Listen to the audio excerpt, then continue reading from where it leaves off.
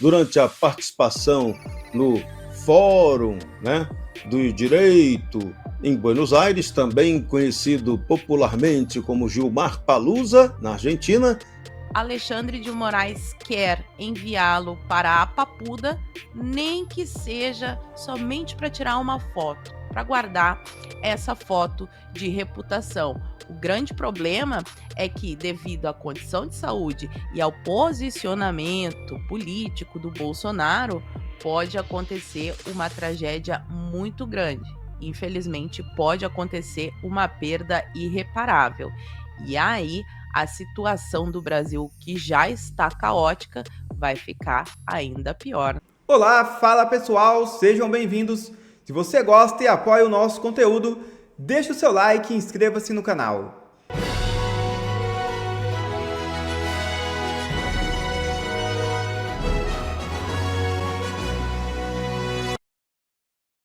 Brasileiro é preso no DF por ameaçar Donald Trump e Melania. O homem também é procurado pelas autoridades norte-americanas. É isso mesmo. A Polícia Civil do Distrito Federal prendeu Thiago de Carvalho, de 33 anos, durante a Operação Sentinel. O brasileiro é investigado por enviar mensagens com ameaças de morte ao presidente dos Estados Unidos, Donald Trump, e à primeira-dama Melania Trump. Segundo o PCDF, Thiago teria enviado e-mails afirmando que pretendia atirar contra o casal durante a próxima aparição pública das autoridades. Um dia após as mensagens, ele foi até a Embaixada dos Estados Unidos em Brasília, levando uma mala, mas foi impedido de entrar. O suspeito é morador de Goiânia. Ele estava hospedado em Brasília para realizar as ameaças. Na casa do homem, a polícia encontrou desenhos com símbolos extremistas e referências ideológicas. As autoridades norte-americanas também já o procuravam.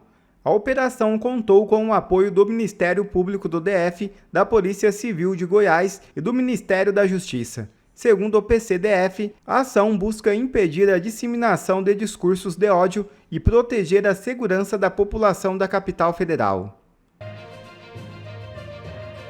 E Gilmar Mendes é alvo de protesto de foragido do 8 de janeiro durante evento na Argentina. O brasileiro acompanhava a palestra e aproveitou pausa do ministro para criticar morais e condenações. É isso mesmo. O ministro do STF, Gilmar Mendes, foi alvo de um protesto feito por um acusado de participar nos ataques às sedes dos três poderes em 8 de janeiro, que está foragido na Argentina. Mendes estava ao lado do ex-presidente da Colômbia, Ivan Duque, e do charmando BTG Pactual, André Esteves, quando o foragido Simão Felipe de Castro Albino se levantou na plateia e afirmou estar sendo acusado injustamente pelo ministro Alexandre de Moraes. Abre aspas. O Alexandre de Moraes me acusa e acusa outros que estão aqui no nosso meio de 14 a 17 anos de prisão, sem nem ter provas de ter entrado dentro dos prédios. Fecha aspas. Ainda no salão e falando em voz alta, Castro explicou que foi ao evento para aproveitar a presença do ministro na Argentina e falar que existe pessoas de bem no meio do 8 de janeiro e que não cometeram crimes.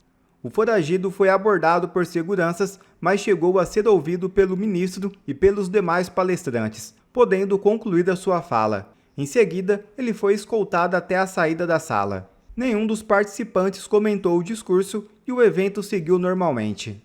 Ainda na Argentina, o ministro Gilmar Mendes afirmou que o combate ao crime deve ocorrer dentro da institucionalidade. Vamos lá, Gilmar Mendes! Para que o Brasil precisa de uma legislação antiterror? Para o decano do Supremo, a gente não precisa. Gilmar Mendes afirmou que não vê necessidade imediata de uma nova legislação antiterrorismo no Brasil. Durante a participação no Fórum do Direito em Buenos Aires, também conhecido popularmente como Gilmar Palusa, na Argentina, Gilmar disse que o combate ao crime deve ocorrer dentro dos padrões normais e da institucionalidade. Gilmar Mendes também aprovou ou lhe apontou que já existem mecanismos jurídicos para tanto. O ministro fez críticas ao excesso de politização em torno do tema. Reconheceu falhas do cumprimento de ordens judiciais no Rio de Janeiro para transferência de detentos. Gilmar Mendes também fez referência ao governo Bolsonaro, dizendo que o Brasil já superou a própria ameaça à democracia. Olha que bonitinho, né? O Gilmar falando isso. Também defendeu uma articulação mais firme entre poderes, CNJ e CNPP. O ministro disse que as organizações de segurança devem ser complementadas por serviços públicos em áreas vulneráveis. Meu caro Sepúlveda, vamos lá. Já imaginou, né, o presidente Gilmar Mendes agora está fazendo o seu Gilmar Palusa, né, na Argentina. De repente, qual seria o impacto, eu queria que você imaginasse, faça agora uma abstração, me diga qual seria o impacto da gente promover um Gilmar Palusa ali no Complexo do Alemão, né? Para levar direito, para levar a justiça, para levar, né, a importância do papel do Supremo Tribunal Federal no combate à violência para o pessoal ali do Morro do Alemão, Complexo da Penha e adjacências. Seria interessante, não seria? Essas declarações que você leu é do presidente da República, é de um senador ou é de um ministro do Supremo? Não, porque Não, eu não vi. É do presidente do Instituto de Direito, é o Gilmar Mendes. Tá. Presidente, ele é presidente lá, pô. Não, presidente. Bom, é porque é impressionante, né? Ele não faz nenhuma declaração. Primeiro que não devia estar fazendo declarações sobre isso, né? Mas ele fala, não temos necessidade de lei, mas quem é ele? Ele é que faz as leis do país? Quer dizer que fazer uma lei não é uma coisa institucional. É algo de aberrante. Agora, sabe uma ideia que me passou pela cabeça também? Que tal os juristas americanos virem fazer uma sessão aqui no Brasil sobre leis internacionais, sobre combate ao terrorismo, e virem lançar aqui assim, fazer um grande evento no Brasil, inclusive criticando o Supremo Tribunal Federal. Será que alguém ia falar de soberania ou de qualquer coisa assim? Por que esse Gilmar Palusa precisa ser na Argentina ou precisa ser em Portugal? É uma coisa que eu não entendo, sabe? Eu, sinceramente, não entendo. Até hoje não entendi. Aliás, acho que o Milei está sendo pouco previdente ao permitir que se realize na Argentina um evento desses. Bom, mas as declarações dele são completamente absurdas. Eu, outro dia, estava me debruçando um pouquinho sobre essa lei antiterrorismo do Brasil. Ela nada mais é do que uma lei de perseguição política. Ela não tem nada contra o terrorismo. Por isso é que eles não querem trocar essa lei e dizem que já temos uma legislação. Se você ler a lei antiterrorista do Brasil, ela é um elenco de atitudes que podem ser alvo de perseguição política. Só isso. Manifestações de ideias. E isso é o que eles chamam de antiterrorismo. Agora, por que eles não querem uma lei antiterrorista que classifique essas organizações como organizações terroristas? Porque aí vai entrar o problema de financiamento dessas organizações, financiamento internacional, bancos, outros investimentos na economia, por exemplo, na bolsa, nas financeiras, construtoras e muitas outras atividades que estão sendo hoje minadas pelo dinheiro sujo do crime organizado. Aliás, outra coisa, eles não traficam apenas drogas, eles traficam minérios, eles traficam pessoas, eles traficam armas. Tudo isso é feito, mas para o Sr. Gilmar está tudo ótimo. Como você disse muito bem, vamos fazer um Gilmar Palusa no Morro do Alemão, mas sem BOP. Sem BOP, sem polícia militar, sem polícia civil. Faz lá uma conferência para explicar para os amiguinhos como é que o Brasil não precisa de leis antiterroristas. Lá vai fazer o maior sucesso, com certeza absoluta. Agora, Sepúlveda, um detalhe importante. Você acabou de dizer, nós temos uma lei antiterrorismo que é um terror de tão ruim. Então, seus problemas acabaram, porque Lula acaba de pensar genialmente um decreto para blindar o MST com escolta policial. Seus problemas acabaram. As organizações Tabajara estão criando agora um projeto de defesa dos direitos humanos do Brasil. Sim, Lula publicou em 5 de novembro o decreto 12.710, que institui o Plano Nacional de Proteção a Defensores de Direitos Humanos. O texto cria a Política Nacional de Proteção, que pode blindar movimentos aliados como MST, MTST, sob o rótulo de defensores do campo. O decreto inclui entre os beneficiários defensores de direitos humanos do campo, da floresta, das águas e talvez da PQP também. Não estava lá, mas pode incluir. A militância rural, ambiental e ideológica pode ser também enquadrada a receber a proteção oficial do Estado. Os beneficiários podem ter escolta policial e apoio de segurança se o governo considerar um risco à integridade dos seus militantes. Quem define o risco é o Ministério dos Direitos Humanos e o Ministério da Justiça via ato administrativo, ou seja, canetada.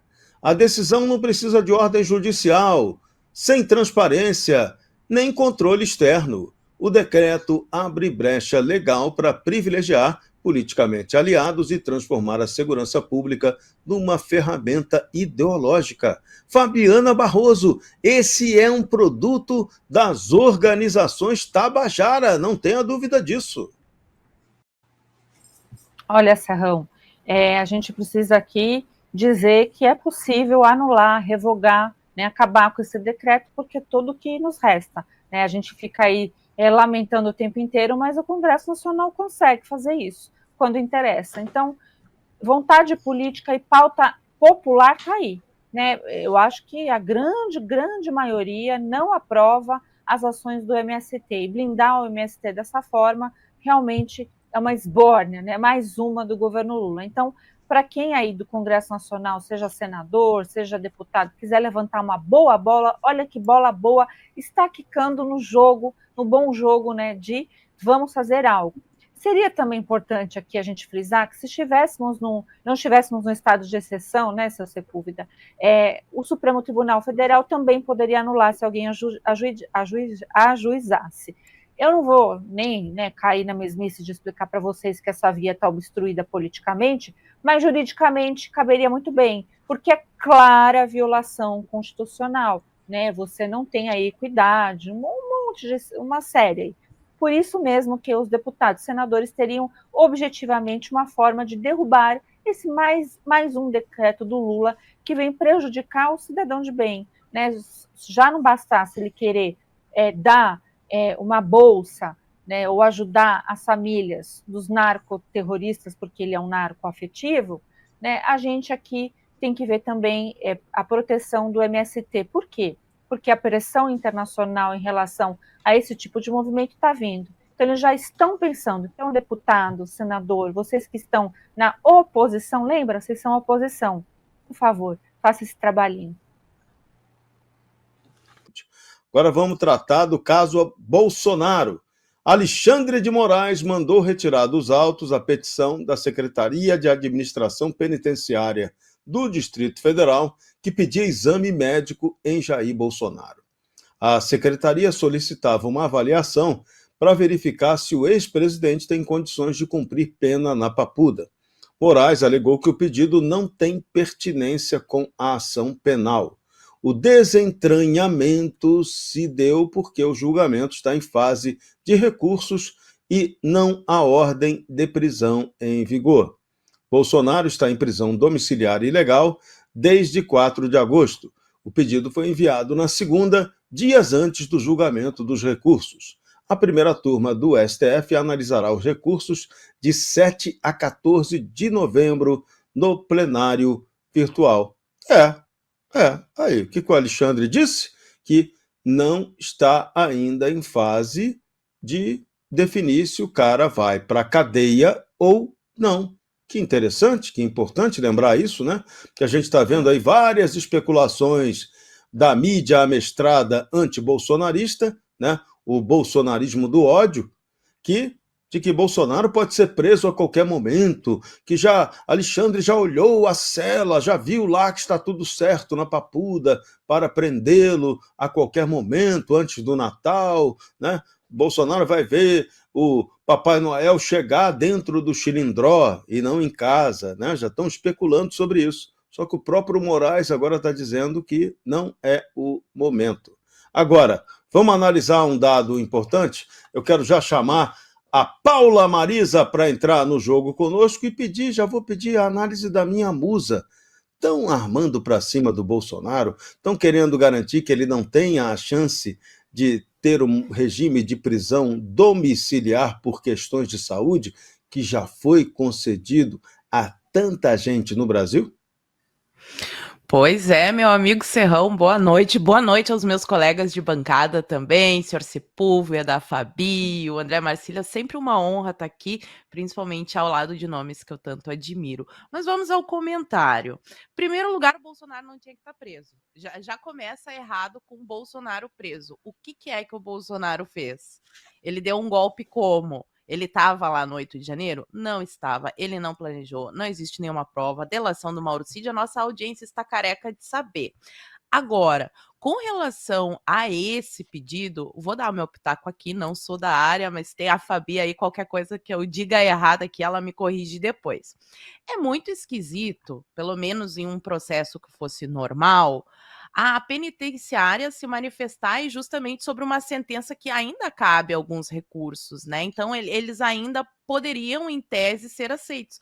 Mas o fato do governo do Distrito Federal ter entrado com esse pedido para analisar a saúde do Bolsonaro, na minha opinião, demonstra que todo mundo está percebendo que existe uma perseguição política, que o Bolsonaro será condenado independente de qualquer recurso, de qualquer coisa, porque a historinha deles já estava pronta e que todo mundo sabe que a vontade do Alexandre de Moraes é mandar Bolsonaro para Papuda. Como o Serrão mesmo falou aí durante a introdução do assunto, saíram diversas matérias. Essa semana, inclusive, saiu uma matéria dizendo que Alexandre de Moraes teria checado as condições da sala onde o Bolsonaro seria preso, que teria paredes brancas, pintadas, televisão, parece com um aparelho de ar-condicionado. Aí a gente junta isso com o fato de que Alexandre de Moraes, ele é o responsável aí pelo inquérito, famigerado inquérito das fake news, que fica perseguindo a direita com a desculpa de estar combatendo a desinformação, as fake news. Nesse caso, não foi uma nem duas, foram diversas matérias. Eu acredito que todos os grandes veículos aí tenham falado ou que o Alexandre de Moraes tem vontade de mandar o Bolsonaro para Papuda, ou que os ministros estariam vendo a possibilidade de Bolsonaro ir para lá. Esses portais, esses veículos de mídia, eles não vão entrar no inquérito das fake news, porque a resposta do Alexandre de Moraes foi justamente essa que eu falei, né? Eu acho que ele teria que negar ou aceitar, mas ele simplesmente desentranhou, tirou o documento e disse: isso aqui não existe. Ele poderia ter negado o pedido, mas não fez isso. Então, isso prova que o que todo mundo sabe e ninguém quer falar. É igual aquela historinha, Serrão, da roupa do rei. O rei que estava nu sai pela cidade, todos os puxa-sacos ficam dizendo que a roupa dele é maravilhosa, porque a história é que somente os inteligentes conseguem ver a roupa do rei e ninguém quer passar por burro, até que finalmente a criança acusa ali e fala o que todos viam, mas ninguém tinha coragem de dizer. E é justamente o que a gente está vendo nesse caso, uma perseguição desenfreada, um senhor, um estado de saúde extremamente debilitado depois de ter sofrido um atentado e que mesmo assim Alexandre de Moraes quer enviá-lo para a Papuda, nem que seja somente para tirar uma foto, para guardar essa foto de reputação. O grande problema é que, devido à condição de saúde e ao posicionamento político do Bolsonaro, pode acontecer uma tragédia muito grande. Infelizmente, pode acontecer uma perda irreparável. E aí, a situação do Brasil, que já está caótica, vai ficar ainda pior, na minha opinião, Serrão.